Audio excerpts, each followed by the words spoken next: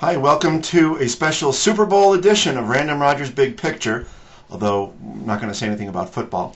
Just two things on the agenda this week. One is an update on the computer situation, and two, a little chat about rebalancing. First, the computer. I put up a post about a week ago looking for input, so thanks to everyone. I wanted to make a point of actually saying that in person. Thanks for all the input that everyone gave. I'm leaning toward the ThinkPad from Lenovo. I'm going to have to do it very quickly. My current Dell laptop is dying a very rapid death. Just kind of fallen off of a cliff in the last week, which is kind of interesting. Maybe it knows I want to get rid of it. And the other thing, rebalancing, I got an email from a reader. He'd done this lengthy study showing that what he called seasonal rebalancing showed no performance improvement, and it was a very lengthy bit of work that he did, and I don't doubt the work, but I can't vouch for it either.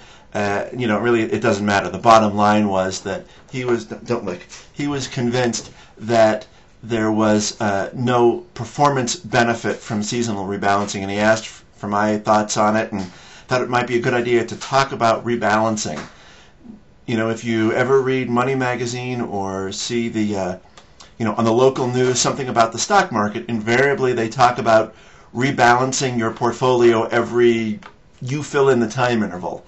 And I don't think that that's something I've ever talked about on the blog with all 2,000 posts or whatever. And the reason, I never thought about it until this person emailed me, but the reason I don't is I guess I don't believe in, seasonal rebalancing. It's not something I've ever done. Now, this is not to say that people who, have a 401k and that's their only exposure, that they shouldn't do it. That's not the point at all.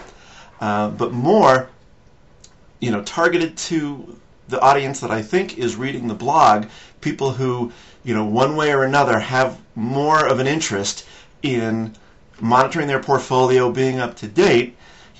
Nothing works in a calendar. The market doesn't really care that it's, June 30th, time to rebalance. The market doesn't care about that. Most of the decisions, in fact, all of the decisions that I make in my portfolio, the ones that I write about and the ones that I don't, in terms of making, whether it's big changes or just minor changes, and most of the time they are just minor changes. In fact, the vast majority of the time they're minor changes. But in making those changes, it's based on what I think is going on in the market right then and there. I think the market is more dynamic than allowing for a twice-a-year rebalance or a once-a-year rebalance in the context of someone who is more actively involved with their portfolio for whatever reason, whether it's a function of interest or because they have a lot of money. There are plenty of people with not a lot of money, but with plenty of interest, and so they're off to a good start. But so waiting until June 30th or whatever to rebalance just doesn't make any sense. If you've got a big position, let's use China as an example, this one that I've been talking about lately, about lightening up on and so forth. If you had a big position in China and you were concerned about it a month ago or longer or more recently, take your pick, you're going to take the action. You're going to sell. What matters is from today going forward what you think is going to happen. It's more important, I think Kramer on TV actually talks about this, but this is something that's been with me for a long, long time, which is, and I've said this on the blog, it's more important where they're going than where it's been. I know people who still have, pick your favorite four-letter stock from the internet bubble, still have it at 10 or 20 or 30 bucks from 7 years ago because, it used to be at 200, I can't sell. That's looking in the rearview mirror. From where you are right here, right now, do you need to make changes? That, to me, is a much more proactive way to handle the changes in your portfolio that need to be made. Over time, I do believe changes have to be made. Not a lot necessarily. I don't know that you need to be making 5 trades a week or even 5 trades a month.